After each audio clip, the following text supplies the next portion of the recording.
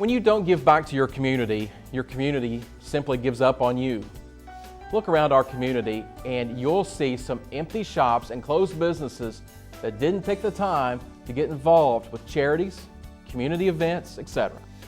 All of these standards have lots of things in common, but this one really spells it out. Put other people first. When you do, you'll see great things happen to you.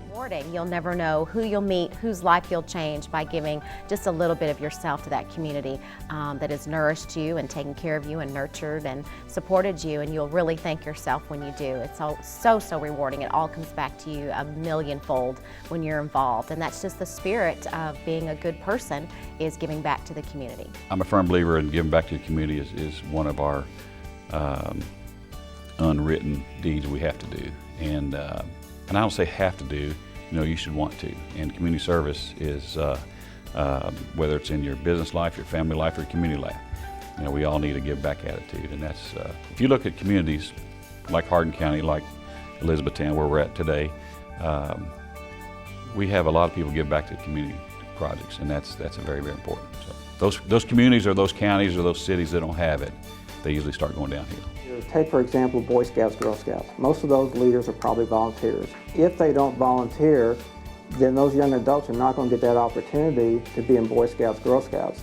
Our organization spends a lot of time working with charitable groups trying to raise funds, or we volunteer time and service to the community, because even though we're a business and we're here for a purpose, financial business, we still want to give back to the community. We want them to understand we are part of this community. Community service is a culture. I truly believe as a corporate citizen that we have a responsibility, and in my situation it's an actual passion to give back, because without the community, without those folks in the community, we would not exist. Our employees come from the community, our customers come from the community, and we exist because of our community and the customers that live here. My faith teaches that we're to love our neighbor like we love ourselves. And when you love your neighbor like yourself, it's a powerful thing. One, it'll make you a happier person yourself. But two, the community, I don't know how to put my hands around it. 'Cause until you experience what it feels like to give to others, you don't realize how much you receive from that. So any student that might be watching this, test me on this and see if you don't find out. When you give, you're going to receive. And so when you're giving in your community, you're going to receive from your community. There are thousands, maybe millions of ways that you can give back to your community. Sometimes giving back requires a little creativity, and sometimes being creative costs a little bit of money. But before she retired from Hardin County Schools as our superintendent, Mrs. Nanette Johnston created what she has called an impact grant. The impact grant does one thing: it makes it easier for you to make an impact.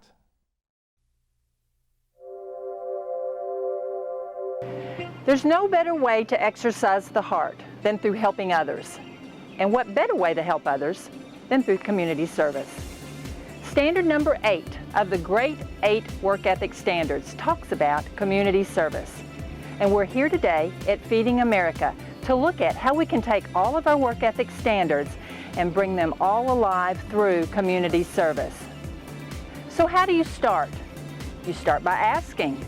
Ask a community agency what you can do to bring value to their agency that will make an impact that can be sustainable. Let's look at a few examples.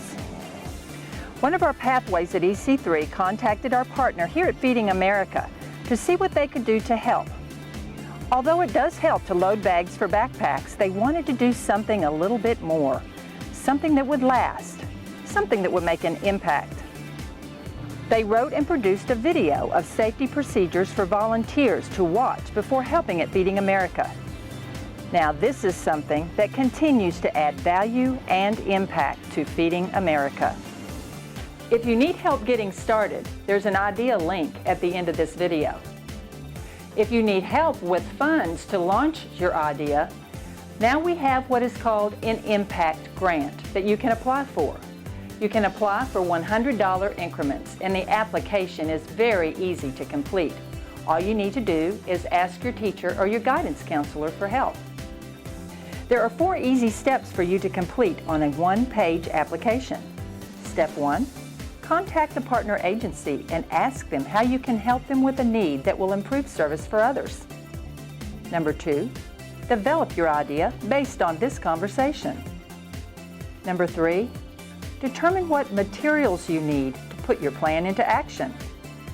And number 4, determine how you will know if your plan is successful. That's it. That's all you need to do.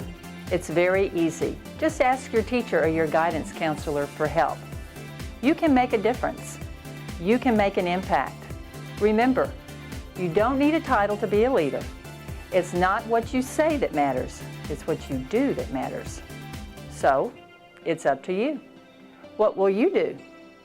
I will lead. We will lead. I will lead. We will lead. I will lead. I will lead. We will lead. Be a leader. Make an impact.